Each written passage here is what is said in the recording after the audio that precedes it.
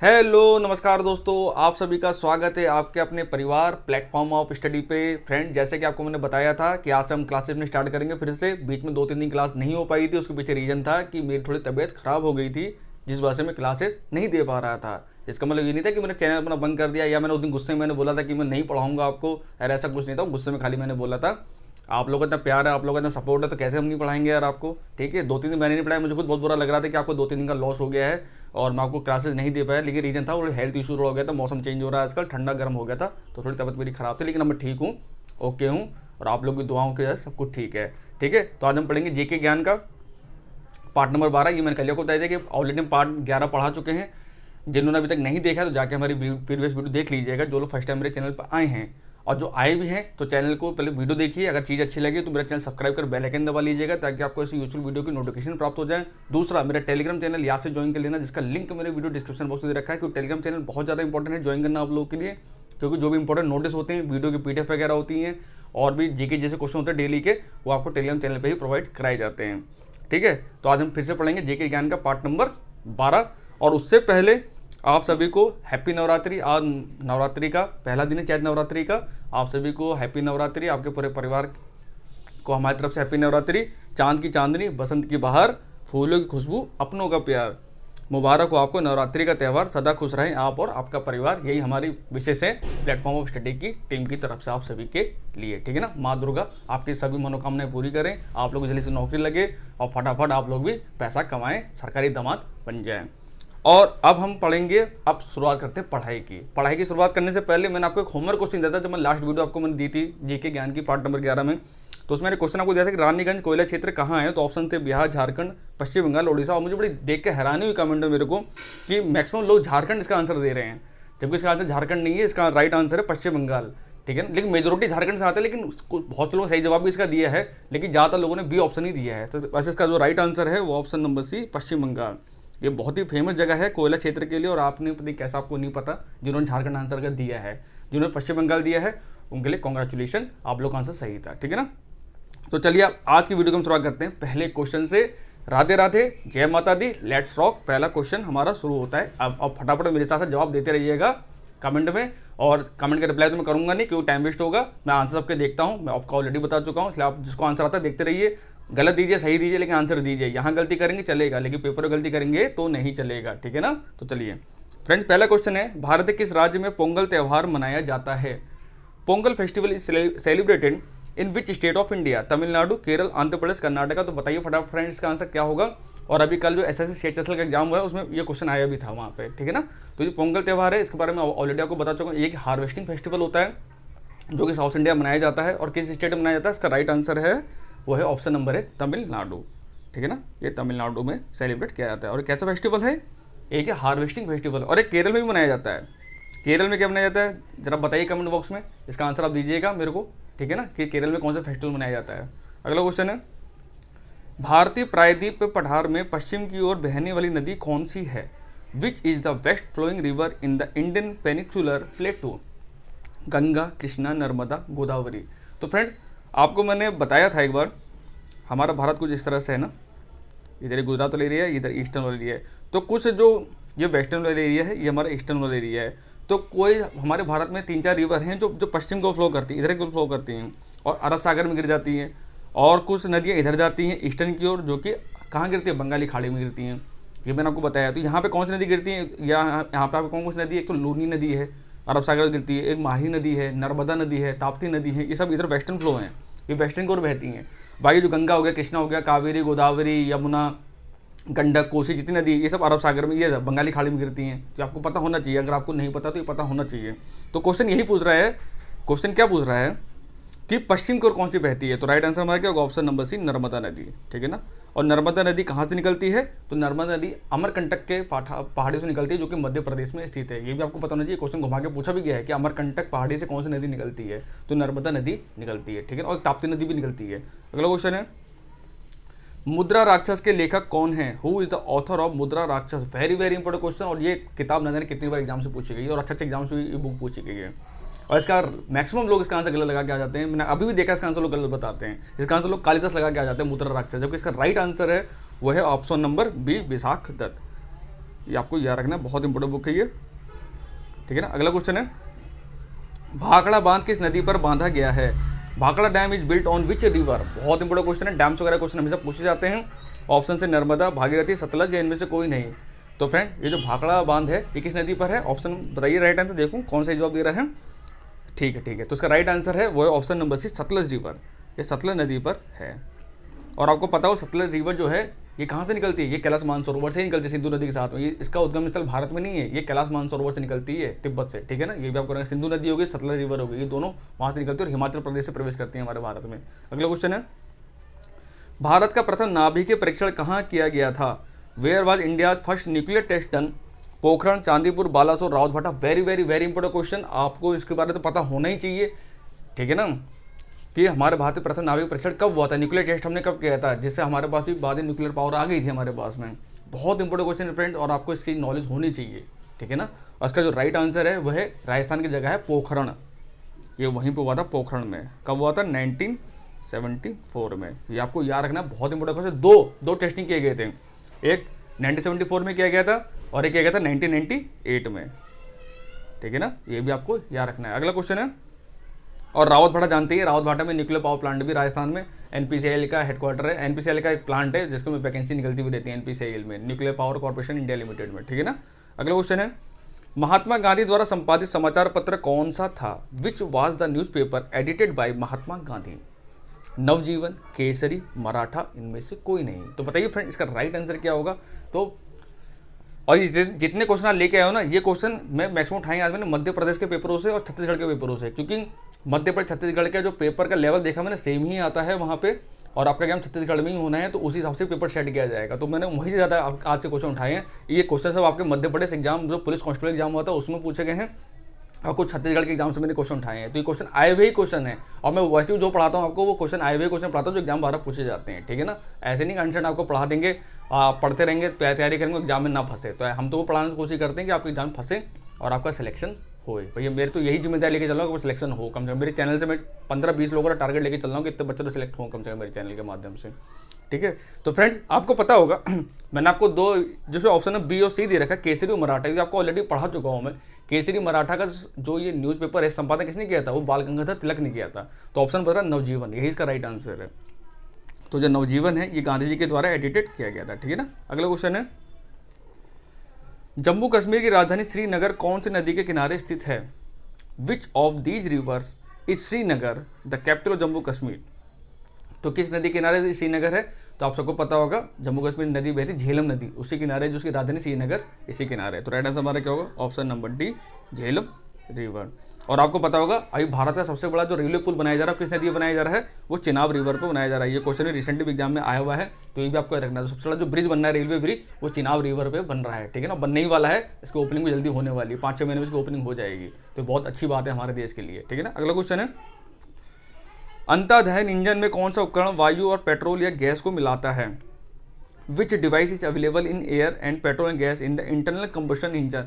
तो internal combustion engine मैंने बहुत अच्छे से समझाया था जब एनसीएल का एग्जाम हुआ था, उसमें जो नया सिलेबस आया था इंजन के बारे में, तो मैंने बहुत अच्छे से पढ़ा है, उसके लेक्चर पढ़े हुए हैं। अगर आपको उस चीज़ समझनी है इंजन के बारे में, अंतर्दहन इंजन कैसे काम करते हैं, अगर बेसिक नॉलेज के लिए आप करना चाहते हैं तो आप जाके मेरे लेक्चर दे सकते हैं। उसमें मैंने अच्छे से मैकेनिकल के बारे में अच्छे पढ़ा रखा है, क्लच के बारे में, ब्रेकिंग सिस्टम के बारे में, इंजन के बारे में, कूलिंग सिस्टम के बारे में, हर चीज़ मैंने पढ़ा रखी है मैंने। तो जो इंटरेस्टेड होंगे IIT वाले स्टूडेंट तो जाके देख सकते हैं, ठीक है ना। तो जो ये मिश्रण करता है वो कौन सा करता है? एक इंजन में होता है कार्बोरेटर, आपने सुना होगा कार्बोरेटर वगैरह, ठीक है ना। तो वही इसका राइट आंसर है, ऑप्शन नंबर सी, कार्बोरेटर। अगला क्वेश्चन है, भारत का स्थायी अनुसंधान केंद्र दक्षिण गंगोत्री कहाँ है? वेयर इज द दक्षिण Gangotri the permanent research centre of India? Very very important question, काफी एग्जाम में आया हुआ सवाल है। तो जो दक्षिण गंगोत्री अनुसंधान केंद्र है ये भारत का अनुसंधान केंद्र है, और ये कहाँ पर है? ये है अंटार्कटिका में। राइट आंसर होगा हमारा ऑप्शन नंबर बी, अंटार्कटिका। और यहाँ पे हमारे देश नहीं, जबकि और भी देश हैं उनके भी अनुसंधान केंद्र, जैसे रसिया का भी है, चाइना का भी है, अमेरिका का भी है, और यूरोप के भी बहुत सारी कंट्री उनका भी वहाँ अनुसंधान केंद्र, वहाँ रिसर्च किया जाता है कि बर्फ़ जो ग्लोबल वार्मिंग बढ़ रहा है कैसे बर्फ़ पिघलती जा रही है, ठीक है ना। जो आइस एज की बात करते हैं हम, आपने एक आइस एज मूवी देखी होगी, जो एनिमेटेड मूवी किसी ने बहुत से लोग देखी भी होगी, उसमें दिखाया गया है ना कैसे बर्फ़ पिघलती जा रही है, और जो उसमें बड़े बड़े दांत वाले मैमथ बोलते थे उनको, हाथी, वो सब खत्म हो गए। उन सब पर रिसर्च किया जा रहा है कि ऐसा क्यों हो रहा है, और धीरे पृथ्वी टेम्परेचर बढ़ी रहेगी। तो आप जानते हैं गर्मी बढ़ती जा रही है दिन पे दिन, बारिश कम हो रही है तो बहुत ज़्यादा हो रही है, कहीं नहीं हो रही तो बिल्कुल नहीं हो रही, सूखा पड़ जा रहा है एकदम, ठीक है ना। मौसम का बहुत उतार चढ़ाव हो रहा है आज के टाइम में, कहीं ठंड पड़ रही तो बहुत ज़्यादा पड़ रही है, कहीं गर्मी पड़ रही तो बहुत ज़्यादा पड़ रही है, कहीं बारिश हो रही तो बहुत ज़्यादा हो रही है। ये आप लोग भी देख रहे होंगे, आप लोग महसूस कर रहे होंगे, और आप लोग घर में अगर बड़े बुजुर्ग होंगे तो बताते भी होंगे कि यार हमारे ज़माने तो ऐसा मौसम होता था, आप देखो कैसा मौसम हो रहा है। ठीक है ना, तो ये हो रहा है। ये इसका रीज़न क्या है? Global warming. इसका रीज़न हम ही लोग हैं, हम इंसान लोग ही हैं जो धीरे धीरे पेड़ पौधों काटते जा रहे हैं, और औद्योगिकरण हो रहा है, और क्या हो रहा है उनसे, क्या हो रहा है? पॉल्यूशन हो रहा है बहुत ज़्यादा इस वजह से। ठीक है ना, और यहाँ पे एक चीज़ और रिसर्च किया गया था, ओजोन परत के बारे में रिसर्च किया था कि जो पहला छेद मिला था ओजोन परत में वो अंटार्कटिका के पास में मिला था। तो वो सब रिसर्च काम चलता रहता है। तो जो दक्षिण गंगोत्री है ये भारत का अनुसंधान केंद्र है, और बहुत इंपॉर्टेंट क्वेश्चन है, इसको आप याद रखिएगा। ठीक है ना, कहाँ पर है? अंटार्कटिका में है। ठीक है ना, अगला क्वेश्चन है, कंप्यूटर के लिए आईसी चिप आमतौर पर किस वस्तु से बनाए जाते हैं? IC items for computers are usually made of. तो आईसी चिप्स आप जानते ही होंगे, एक चिप होती है ग्रीन कलर की, उस पर सारे आपके कंपोनेंट लगे रहते हैं। ठीक है ना, इसका इन्वेंशन हाल ही में हुआ था, अभी 90 के दशक में इसका इन्वेंशन हुआ था।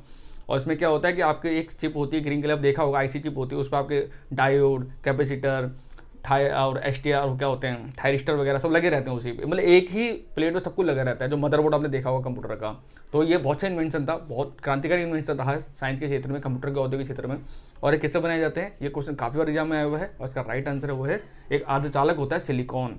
आपने पढ़ा होगा सिलिकॉन, उसी से ये सब बनाए जाते हैं, और सही सभी मैक्सिमम लोगों ने इसका आंसर सही दिया है। ठीक है ना, अगला क्वेश्चन है, विश्व का सबसे विशाल वन कहाँ है?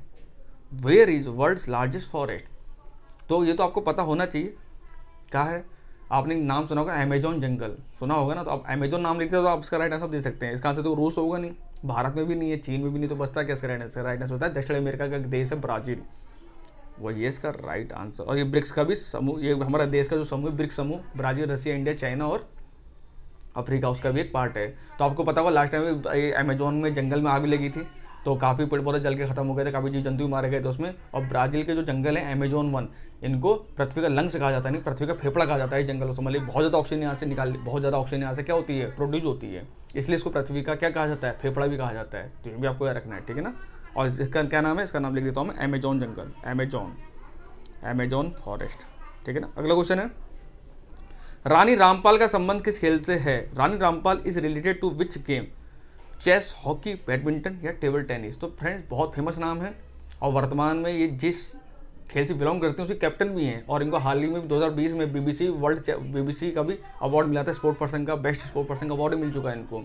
और इनका किससे संबंधित है? ये है आपकी हॉकी से। राइट आंसर होगा हमारा हॉकी, ऑप्शन नंबर बी। ठीक है ना, अगला क्वेश्चन है, और यही क्वेश्चन पूछे जा रहे हैं आज के टाइम में, देख रहा हूँ जो फेमस स्पोर्ट्स पर्सन है ना, उनसे रिलेटेड जो खेल के संबंधित होते हैं ना, किस खेल संबंध रखते हैं, वो क्वेश्चन पूछे जाते हैं। स्ट्रैटेजी का बहुत इंपॉर्टेंट पार्ट है, इसको अच्छे से आप करके जाइएगा। जो भी फेमस नाम होते हैं ना, उनको याद रखिएगा कि ये प्लेयर किस खेल से संबंधित है। और इसके रिगार्डिंग मेरे पास कमेंट भी आए थे कि सर आप इसके रिगार्डिंग में क्वेश्चन कराया करिए, तभी इन क्वेश्चन को मैंने ऐड करा। और ये क्वेश्चन इंपॉर्टेंट होते भी है। जिसने भी रिक्वेस्ट करी थी वो बहुत समझदार लड़का है, जिसने रिक्वेस्ट करी थी उसको रियल में पता है कि पेपर कैसा था, उसने एनालिसिस करके मुझे बताया था उसने मेरे को। ठीक है, हालांकि उस लड़के का नाम मुझे याद नहीं आ रहा, उसने कमेंट में किया था कि सर आप इनके भी स्पोर्ट के जो क्वेश्चन है ऐड करिए। तो अच्छा लगता है जब आप लोग ऐसे कहते हैं, तो मुझे अच्छा लगता है कि चलो आप पढ़ना चाह रहे हैं, इसका मतलब इसलिए पता लगता है कि आपको पता है पेपर कैसा आता है, आपने एनालिसिस कर रखे हैं पेपरों के बारे में, और रियल में आप सीरियस हैं। ठीक है ना, आप हवा में पढ़ाई नहीं पढ़ रहे हैं, आप वो पढ़ रहे हैं जो पेपर के लिए इंपॉर्टेंट है, और वही हम आपको पढ़ा भी रहे हैं। इसीलिए मैं कहता हूँ आप कनेक्टेड रहिए मेरे साथ। ठीक है ना, आप कनेक्टेड रहेंगे तो आप जरूर आपको फायदा मिलेगा, नौकरी पक्का मिलेगी। मेरी तो यही दुआ है आप लोग को नौकरी मिले। ठीक है ना, तो चलिए 13वां क्वेश्चन है हमारा, मर्डेका कप किस खेल से संबंधित है? Merdeka cup is related to which game? बहुत पुराना कप है ये, और इसका राइट आंसर है वो है क्या? देखो किसको पता है, किसी को कमेंट में बताइए जरा इसका राइट आंसर क्या होगा। मर्डेका कप फुटबॉल होगा, हॉकी होगा, क्रिकेट होगा, इनमें से कोई नहीं। तो क्रिकेट नहीं, इसका राइट आंसर है आपका फुटबॉल। ठीक है ना, याद रखिएगा मर्डेका कप, ये काफ़ी बार एग्जाम में पूछा हुआ है। अगला सवाल है, सिक्किम किस वर्ष में भारत का 22वां राज्य बना?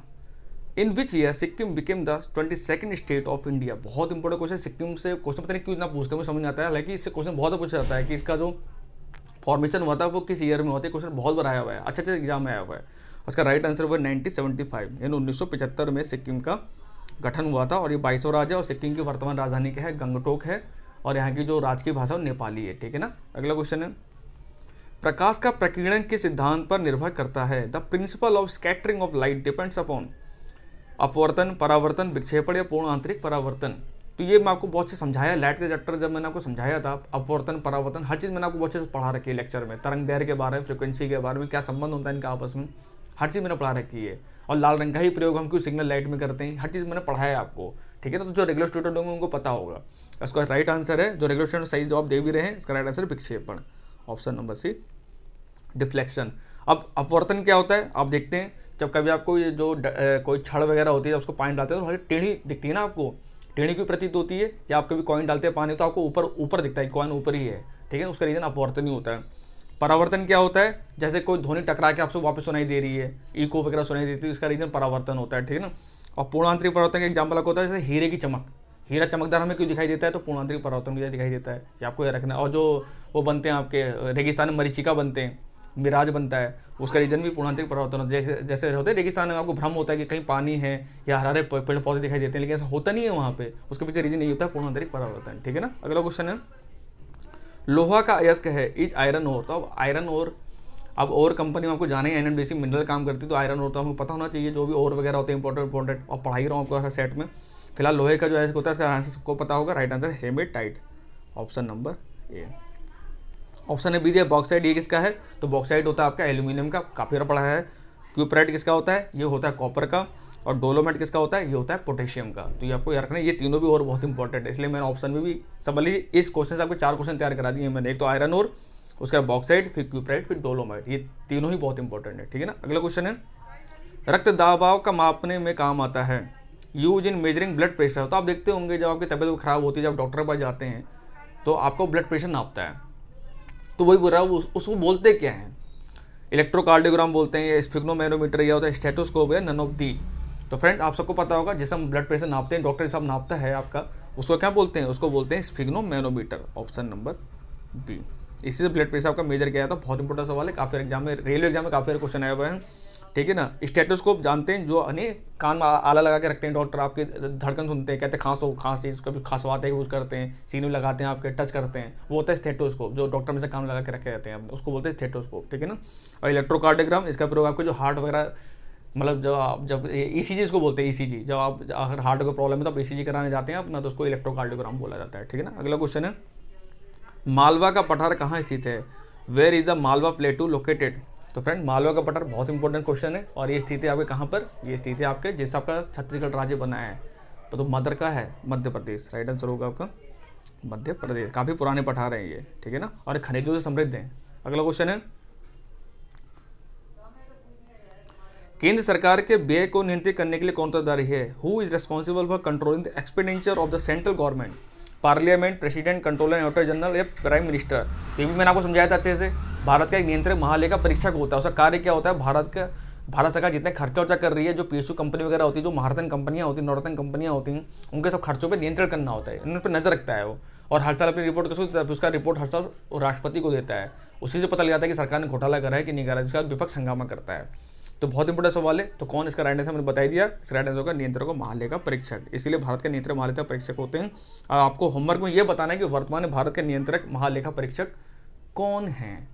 देखूँ आपको करंट अफेयर क्वेश्चन पता है कि नहीं पता। और ये आपको हिंट देता हूँ, इससे पहले लद्दाख के ये उपराज्यपाल भी रह चुके हैं, पहले उपराज्यपाल भी, अब इनको ये बना दिया गया है, ठीक है ना। तो अब देखते हैं इसका राइट आंसर कौन देता है। अगला क्वेश्चन है, भारत में निर्मित प्रथम बोलती फिल्म कौन सी थी, विच was the first speaking film produced in India. बहुत इंपॉर्टेंट सवाल है, और ये क्वेश्चन ना जाने क्यों पूछा जाता है इतना एग्जाम में, इसलिए पूछा जाता है कि पहली बोलती फिल्म थी भारत की, इसलिए पूछा जाता है, ठीक है ना। और इसका राइट आंसर है वो है आलम आरा। आलम आरा ही भारत की पहली बोलती फिल्म थी। हालांकि मैंने तो कभी देखी नहीं, अगर आप लोगों में से किसी ने देखी फिल्म तो मुझे बताइए कमेंट बॉक्स से कि आपने पिक्चर देखी है यार। और इससे ज़्यादा इंपॉर्टेंट ये कि इसके डायरेक्टर कौन थे, आप मुझे ये बताइएगा। अगला क्वेश्चन है, भारत में पहला इस्पात संयंत्र कहाँ स्थापित हुआ था, where was the first steel plant set up in India. Very very important question. Bokaro, Jamshedpur, Bhadravati, Rourkela. तो इसका आंसर लोग गलत लगा के आते हैं। इसका आंसर मैंने देखा मैक्सिमम टाइम लोग बोकारो इसका आंसर टिक करके आते हैं, जो कि गलत है। इसका जो राइट आंसर है, भारत की इस्पात नगरी कौन सी है, वो है जमशेदपुर हमारी। तो राइट आंसर होगा हमारा जमशेदपुर, ठीक है ना। बहुत इंपॉर्टेंट सवाल इसको याद रखिएगा। और आपको होमवर्क में ये बताना है, मैं जितना आपको कमेंट में क्वेश्चन पूछता ना कि जवाब आप कमेंट दिया ही कीजिए। वैसे सब लोग देते भी इसका आंसर, अच्छा लगता है कि आप लोग, मैं जो सवाल पूछता हूँ जिनको नॉलेज होती है वो जवाब देते हैं, तो जिनको नहीं पता तो उनके कमेंट देख लिया कीजिए आप लोग। अब आपको ये बताना है कि ये जो इस्पात संयंत्र लगा था जमशेदपुर में, ये कौन से देश की सहायता से लगा था? रूस ने सहायता करी थी, या अमेरिका ने सहायता करी थी, या जर्मनी ने सहायता करी थी? क्योंकि जो भी स्टील प्लांट हमारे देश में जितने भी लगे ना स्टार्टिंग में, वो किसी न किसी देश की मदद से ही लगे हैं। जैसे भिलाई का जो इस्पात संयंत्र है छत्तीसगढ़ भिलाई, वो रूस की मदद से लगाया गया था, रूस ने उसमें हेल्प करी थी, तब वो इस्पात संयंत्र सेटअप हुआ था। तो जमशेदपुर वाला इस्पात संयंत्र किसकी मदद से सेटअप किया गया है, ये आपको कमेंट बॉक्स में बताना है, क्योंकि क्वेश्चन भी आया हुआ है। अगला क्वेश्चन है, भारतीय चुनाव आयोग की स्थापना वर्ष में हुई थी? Election commission of India was established in the year. तो आप सबको पता होगा भारत में जो पहले आम चुनाव हुए थे 1952 में हुए थे। इसका मतलब क्या है? इलेक्शन कौन कराता है? चुनाव आयोग कराता है। ये आप सबको पता है, ये तो बच्चा बच्चा जानता है कि चुनाव आयोग ही इलेक्शन कराता है। इसका मतलब ये है कि अगर भारत में 1952 में इलेक्शन हुए थे, इसका मतलब ये है कि उससे पहले ही इसको स्थापित किया गया होगा। इसका मतलब 1954 इसका आंसर होगा नहीं, और 1961 भी इसका आंसर नहीं होगा। यानी ए और डी इसका आंसर नहीं हो सकते, या तो ऑप्शन नंबर बी होगा या तो ऑप्शन सी होगा। अब आपको कैसे कॉमन, अब 1947 भी नहीं होगा कि 1947 आज़ादी हुए थे उस समय, तो जल्दी तो हमारे हर चीज़ हो नहीं गया होगा। आज़ाद हुए, टाइम लगा, संविधान बनाया हमने, बहुत कुछ करा हमने, और ये संवैधानिक संस्था भी है, संविधान जिक्र भी किया गया इसके बारे में। तो एक ही ऑप्शन बताया जो कि ऑप्शन नंबर बी है हमारा 1950। ऐसे क्वेश्चनों को याद किया जाता है रिलेट करके, ये होती है स्मार्ट टेक्निक जो आपको बता रहा हूँ मैं। अब आपको ये बताना है कि जो भारतीय चुनाव आयोग है, ये संविधान के कौन सी धारा के अंतर्गत आता है। ये भी मैंने आपको पढ़ा रखा है। इलेक्शन कमीशन कौन से आर्टिकल में इसके बारे में बात करी गई है, यानी कौन सा अनुच्छेद में इसके बारे में कहा गया है संविधान के अंदर। तो आपको वो अनुच्छेद बताना है मेरे को, ठीक है ना। इसका फिलहाल राइट आंसर है 1950। अगला क्वेश्चन है, मानव शरीर में सबसे लंबी कोशिका कौन सी है? Which is the longest cell in the human body. इसको वेरी वेरी इंपोर्टेंट क्वेश्चन का, उसको स्टार मार करके क्वेश्चन को लिख लीजिएगा। अगर आपने रेलवे का फॉर्म भर रखा है तो वहाँ तो क्वेश्चन आना ही आना है, समझ लीजिए, चाहे ग्रुप डी का चाहे एनटीपीसी का जो अगला स्टेज ऑफ एग्जाम होगा। ये रेलवे का तो बहुत फेवरेट क्वेश्चन है, ठीक है ना। और काफ़ी स्टेट एग्जाम में भी इसको पूछा गया है, और एसएससी एग्जाम में भी इसको पूछा गया है। और इसका राइट आंसर है वो है आपकी तंत्रिका कोशिका, जो नर्व सेल होती है, सबसे बड़ी कोशिका यही मानी जाती है। और सॉरी, ऑप्शन नंबर डी, ठीक है ना। अगला क्वेश्चन है, निम्न में कौन सा सॉरी थोड़े गला अपना खराब है तो थोड़ा एडजस्ट कर लिएगा, ठीक है ना। निम्न में कौन सा सुमेलित नहीं है? Which of the following is not correctly matched. Baburnama, Babur ये तो सही है, बाबरनामा को बाबर ने लिखा अपनी आत्मकथा, वही तुर्की भाषा में। शाहजहांनामा मोहम्मद ताहिर, ये भी सही है, मोहम्मद ताहिर ने इसको लिखा है। तुजुके जहांगीर, जहांगीर ने, ये भी सही है। लेकिन हुमायूंनामा हुमायूं ने नहीं लिखा था। हुमायूंनामा किसने लिखा है? ये क्वेश्चन कितना मैंने पढ़ाया भी आपको। हुमायूंनामा लिखा था उसकी जो बहन थी गुलबदन बेगम, उसने इसके बारे आत्मकथा लिखी थी। तो इसका जो ऑप्शन नंबर सी है ये राइट मैच नहीं है, ठीक है। क्योंकि अगर यहाँ पे हुमायूंनामा हुमायूं ने लिखा है, हुमायूंनामा उसकी बहन गुलबदन बेगम थी, उसने उसके बारे में लिखा था, और उसकी जो जीवनी थी। राइट आंसर होगा ऑप्शन नंबर सी, ठीक है ना। ये करेक्टली मैच नहीं है। अगला क्वेश्चन है, जय जवान जय किसान का नारा किसने दिया? हु गेव द स्लोगन जय जवान जय किसान। तो बहुत ही फेमस नारा है, और इनकी बड़ी क्या बोलते हैं, मतलब इनकी जो मृत्यु हुई थी, जो वो तो समझ भी नहीं आई कि इनकी मृत्यु हुई कैसी। जब ताशकंद समझौता हुआ था उसके बाद ही इनकी मृत्यु हो गई थी। तो बड़ा गंभीर विषय रहा है, आज तक इस पर बात चलती है कि ऐसा क्या हुआ था कि मतलब इनकी मृत्यु हो गई थी समझौते के बाद में, ठीक है ना। ऐसा समझी गए होंगे कौन है? लाल बहादुर शास्त्री जी, ऑप्शन नंबर ए, ठीक है ना। अगला क्वेश्चन है, मतलब आज ही मिस्ट्री बना हुआ है कि तो ताशकंद समझौता जब हुआ था, जब ताशकंद समझौता करके लाल बहादुर शास्त्री वापस अपने देश में आए, तो कुछ दिन बाद इनकी मृत्यु हो गई। अरे कैसे हो गई, या तो समझ में नहीं आया, किसी को समझ लीजिए। भारत से चीन पंचशील संधि पत्र पर कब हस्ताक्षर किए गए? When was the Indo China Panchsheel treaty signed. बहुत इंपॉर्टेंट सवाल है, पंचशील सिद्धांत से क्वेश्चन बहुत बार एग्जाम में आए हुए हैं, और ये भारत चाइना के बीच में हुए थे उसके, लेकिन फिर पंचशील सिद्धांत के बाद में क्या हुआ, फिर चाइना ने क्या हुआ, धोखा हमको दिया, और 1962 में इसने हम पे आक्रमण कर दिया, ठीक है ना। और ये कब हुए थे? ये जो पंचशील सिद्धांत हुआ था ये हुआ था 1954 में। भारत की तरफ से जवाहरलाल नेहरू थे, और वहाँ से जो उनके कौन थे यार, होंगजोंग करके कुछ ऐसे नाम है, चाइना की तरफ से वो थे। तो उसमें पंचशील सिद्धांत क्या था कि हम भाईचारा बना के रखेंगे, हिंदी चीनी भाई भाई का नारा दिया गया था। वो नहीं आज भी हो जाता है हिंदी चीनी भाई भाई, तो नारा इसी में दिया गया था। लेकिन क्या हुआ बाद में, क्या हुआ आपको पता है? चाइना ने क्या कर धोखा किया, और हम पे 1962 में हमला कर दिया। भारत चाइना का जो वार हुआ था, ठीक है ना। तो ये आपको रखना है, इसलिए इंपॉर्टेंट क्वेश्चन है ये। अगला क्वेश्चन है, साइना नेहवाल किस खेल से संबंधित हैं? Saina Nehwal is related to which sport? Hockey, table tennis, badminton, शतरंज। बहुत इंपॉर्टेंट क्वेश्चन है। साइना नेहवाल बहुत चर्चित नाम रहता है, न्यूज़ में रहती हैं हमेशा ही। और इसका जो राइट आंसर है, देखो सही जवाब दे पा रहे हैं लोग, नहीं दे पा रहे हैं यार, देखो जरा कमेंट।